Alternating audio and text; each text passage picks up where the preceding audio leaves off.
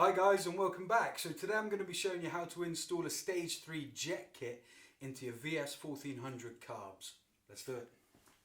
So the sizes that I've got for your reference, and I'll leave links to each of these down in the description for you. We have got a 120 main jet, 160, we've got a 180, and we've got, I believe, a 190. We've got a 190 there as well. The drill bit, this is a 7/64, I believe. You guys make that out. That is not British terminology. We use a metric system, so we don't use inches. But I think that's 7/64 drill bit. Now this drill bit, as you can see, this has one very important job, and that is to drill out the stem of the diaphragm in the carbs. So that's what that one is for. We have to actually drill out something in our carbs. Another thing they provide is a bigger drill bit. Now this bigger drill bit is for drilling out the caps that might be on your carbs if you can't see your fuel air mixture screws. They are located on the external side of your carbs, and when they came out of the factory they had little caps covering them so that you couldn't get to them, so you couldn't modify them. This is so that you can drill a hole in the cap very slightly, and then use the screw, put it into the cap, screw it in, and then pull on the screw, and that will pull the cap out of that location so that you can get to the little fuel air mixture ratio screws. We've also got a pilot jet here. This is quite cool. I'm glad they provided this. This is it says 60 equals 52.5, I believe that is, for the pilot jet. Nice and easy to reinstall that.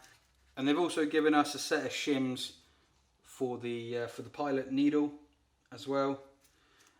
So we get our slide drill bit, we get our plug drill bit, pilot jet, 4 main jets, and pilot shims. Okay folks, so today I'm going to be showing you how I am going to be jetting my carbs on my Suzuki VS1400.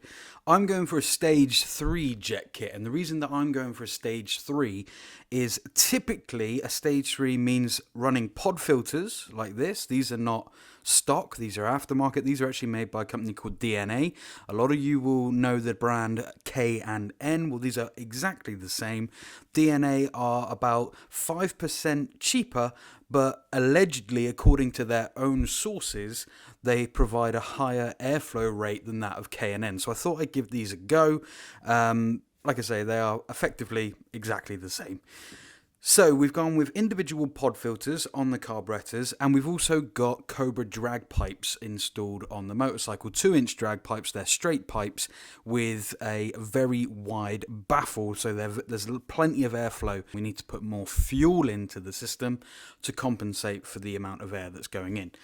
So before you get started with this, you need to know that it involves taking a drill, okay, and it involves drilling out the slide in the carburetors. Okay, so if you are not 100% sure that you know what you're doing, while I love to make these videos for people that want to do things themselves, this is one of those situations where if you don't know how to do it, it is probably best to seek the advice of somebody in person who knows better than you, because once you do this, you can't go back without buying a new part, and if you do it wrong, you're going to have to invest again in more parts to replace the broken ones inside the carb. So this is quite an advanced modification for the beginner mechanic, the weekend warrior. Might be something worth, debating with yourself first before going too far into this. So we're going to start with the rear carburetor, carb number 1. And we're just going to go ahead, grab ourselves a Phillips screwdriver, and we're going to go ahead and undo each of these bolts and remove the float bowl from the bottom of the carburetor.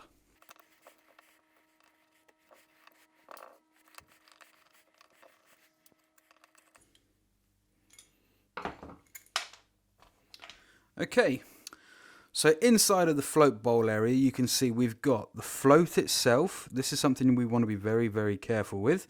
We also have the main jet, which is this large one in the middle there. And then we have the pilot jet in this recessed hole here. We only need to change the main jet of the rear carb. So we're just going to go ahead and remove that main jet, as that's the only one that we need to worry about in the rear carb. There is a washer on the underside of it that you might want to remove as well, like so.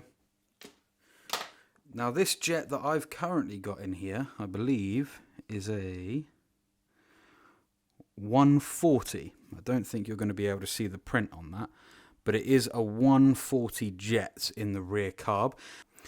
The jet that I'm going to put in the rear carb, so I've got a 190, which is a little bit big in my opinion. We'll start smaller, and if we need to go up a size, we always can. We've got a 180. I think that's what we'll go and put in the rear. I'm going to put a 180 in there. So I need that washer from the existing jet. Pop that washer into there. Let's just zoom you in a smidge. There we are. So I've put that washer on, and then that main jet just sits in there, and we can do it up.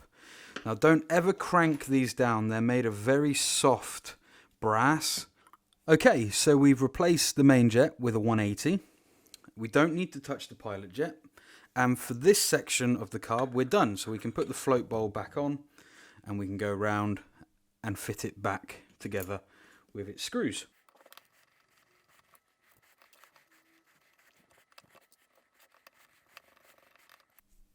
Okay, so that carb is ready for us to start now attacking the top of the carb. But before we do that, I'm going to put that to one side, and we're going to move on to the front carburetor. And we're going to go through the same process as we've just done. We're going to remove the float bowl, and then we're going to assign it with a set of jets.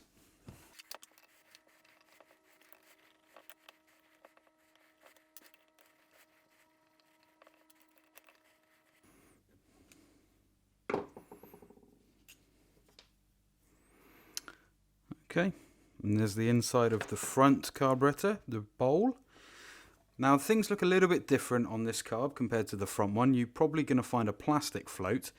Your main jet is this one here, right in the center, and your pilot jet is actually off to one side on this one, but it's the one that's lower down.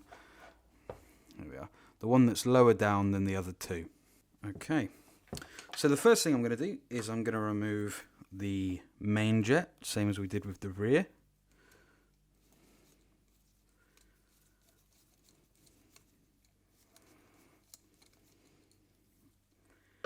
Now I believe this is a 125 jet. We're going to keep that for a rainy day. And now on the front we're going to swap that out for a 170 jet. So we're going to have a 170 in the front carb, and we're going to have a 180 in the rear carb. Main jet straight in the middle. There's no washer on this one.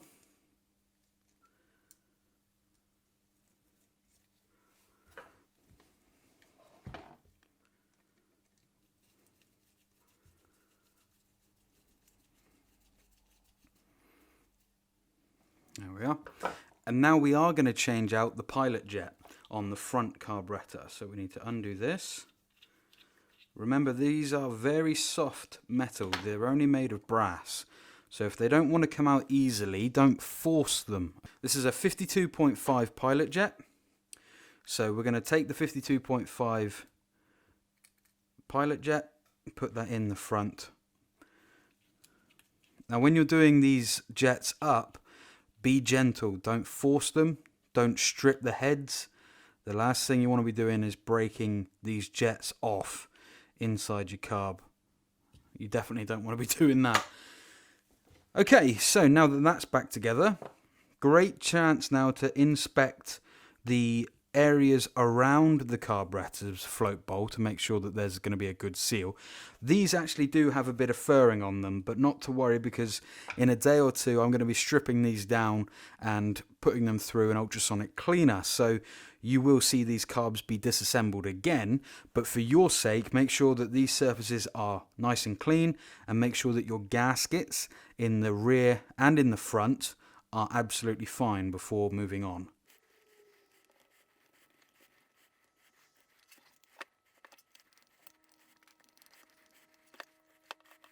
A quick note before we move on, we've put the 170 in the front and we've put the 180 in the rear.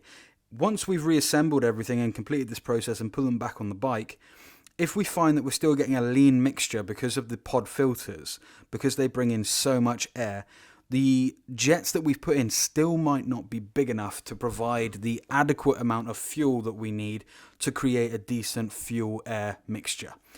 If that's the case, the process would include removing these carbs again and changing out those jets, moving the 180 from the rear to the front and putting in a 190 in the rear.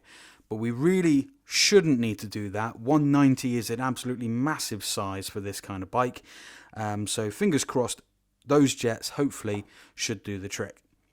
Moving on. Now comes the tricky bit that involves the slides and the diaphragms in the top of the carb. So we're going to go with the rear carb first. Same process as the bottom. We need to remove these 4 screws and make sure that when you get to the last screw, keep a finger on top of the carb, because there is a spring underneath this cap and you risk damaging parts if you haven't got a hold on that cap.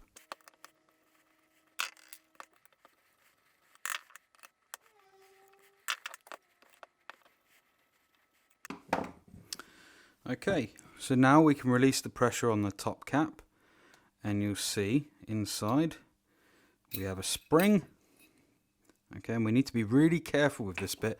This rubber boot that you can see here is your diaphragm, and we really don't want to be damaging that. That is what creates the vacuum inside your carburetor, and if this gets damaged, we're not going anywhere for quite a while until we get a new diaphragm. So be very careful. We're going to remove the spring, put that to one side. And inside the diaphragm, that center punch that you see, that cylinder inside there, is your slide.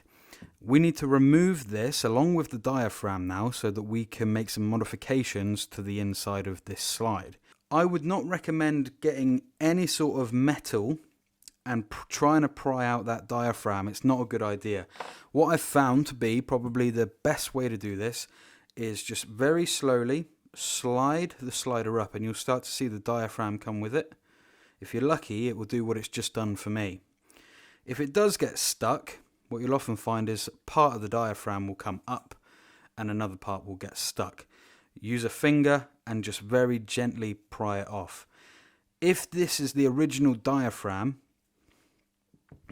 okay, on this bike, and you've got a 97 model like I have or older, this has been in the bike for 23 years at this point. So it has to be treated with care. It's very delicate.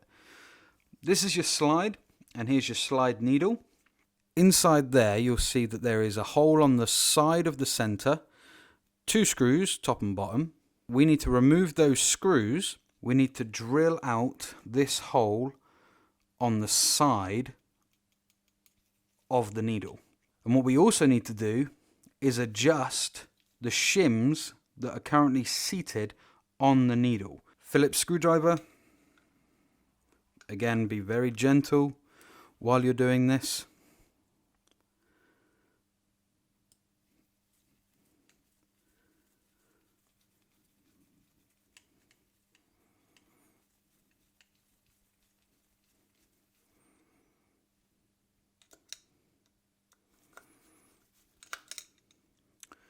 There's the first one.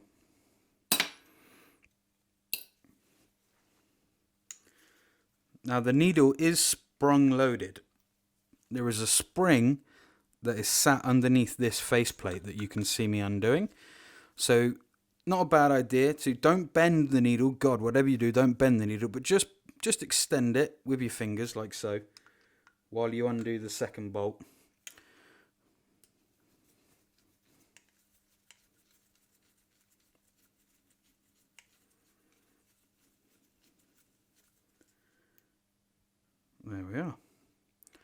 See that plate? Pop that in there. And that plate is what was stopping the needle from coming out. There we are, put that to one side. Okay, so let's take a quick look at the needle here. You'll see that we've got a circlip, like a clip that's on there.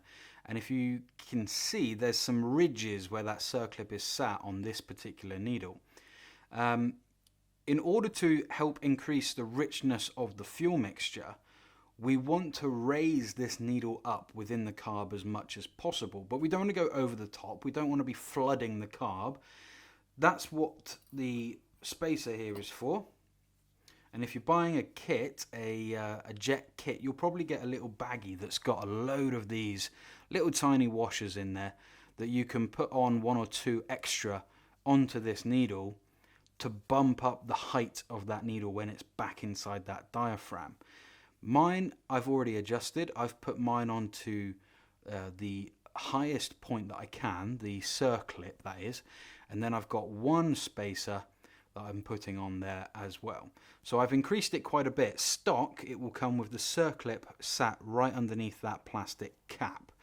So I've adjusted it probably the best part of 5mm now, which is a huge increase. So I am going to have to keep an eye on that to make sure that if things start to run too rich, this could well be the problem and I might need to reduce it.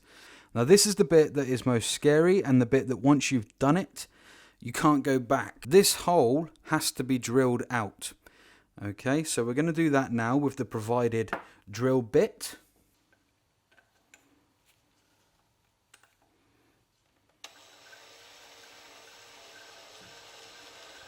So that wasn't actually as bad as I thought it was going to be. We've drilled that out now, given it a very good, careful clean. If you've got an ultrasonic cleaner, that is the best thing to be using when cleaning off all those metal filings from one of these. You really don't want to go grabbing it when it's covered in metal. So now that it's clean and it's safe to reinstall and it's been drilled out, as you can see, we can reinstall the bits that we've just taken out. I'm going to show you how to do that now. And we can start reassembling the carbs. Take that needle that we took out earlier. Going to take out this needle, put the spring on, make sure the spring is located on the needle. Going to pop that into place.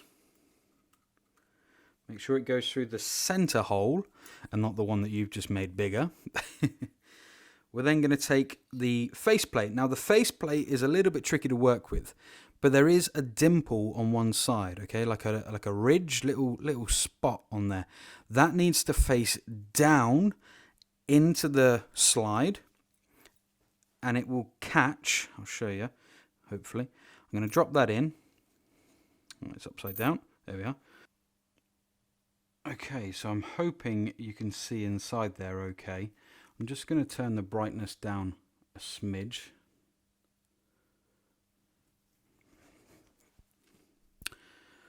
So in there, if it will focus, you should be able to see the orientation of that plate. You've got the hole over here, which we've drilled out. The plate has a cutout section. You see how it goes around? That's where it needs to be. Then we can take our screws that came out and we can put one in the top and one in the bottom, leaving that side one open. Okay, so there's the first one. Got that first screw in there. I apologise if it's not focusing quite right. Something's going on with the camera as usual. And then we can take our second one. The second one's always easier to fit because you're holding it in place with the first one. Like so. Okay, so we've got a screw top and bottom, and the cutout in that faceplate is what's going around the hole on the side of that slide that we drilled out a little bit earlier. Now the slide itself, the actual the needle, the slide needle, should spring. If it's not springing, you've not fitted it correctly, and you might need to disassemble and then reassemble. Once we've got everything on the diaphragm back together, we can grab our carb body. Now if you look down through the carb here, you'll see that there's a hole right in the middle. Now that needle needs to sit into that hole. So we're going to very slowly pop that down into position. Chances are, if you're lucky, it might go straight through. Mind the diaphragm. Keep that above. In fact, what we can probably do is fold the diaphragm up very gently to get it out of the way. Now, if there's any resistance, don't force this. See how I'm dropping it in, but it won't go any further? That's because the needle on the inside is not lined up correctly. So we can, from here, have a look at our needle. Like so. You can see it's not going in. So we can very gingerly and very carefully with some fine long nose needle pliers go in and sit that needle correctly. And you'll see how the whole thing just slid into place. Now before we push down on the diaphragm to fit it, we need to make sure that it is rotated properly, because it should match with the pattern that's on the metalwork of the carburetor. You'll see there's a hole here in the diaphragm, this little tab. Well, there should be a place for that tab on the top. And in fact, you should be able to see it just here. Okay. So we're going to locate the tab, we're going to rotate the diaphragm, pop that tab into place, and we're going to very gently just go around, and I'm barely touching the diaphragm at this point, and just go around and seat the diaphragm in the top of the carb, like so. That's all we need to do. We don't need any sealant, we don't need any liquid gasket, anything like that. And there we are. Next, we can take our long spring that came out, pop that in the top, and then we can take our cap. You'll notice that the cap has like a belly button sort of nipple on it there, and that sits inside the spring. We can close the lot up, like so. Keep pressure on there, go around with our screws, and fit everything back together.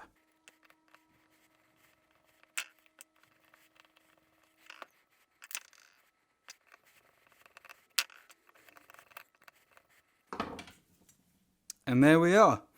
The process that you've just seen me complete, with the drilling out of the slide, removing the needle, adjusting the needle height with the shims and with the C-clip, etc., and then the reassemble, is exactly the same for the front carburetor as well.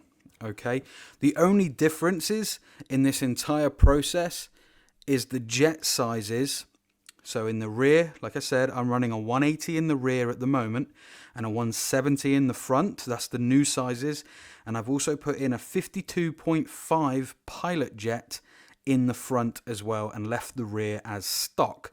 By definition, that is a stage 3 when you include the pod filters that I've put on the carbs as well, along with the Cobra 2-inch drag pipes. These carbs are actually going to be ultrasonic cleaned in a day or two. I'll do a video on that for you. And then they will be reinstalled. They will be tuned, synced. And then we will see if the jets that we have now put in, if we can get it to tune up and ride smoothly.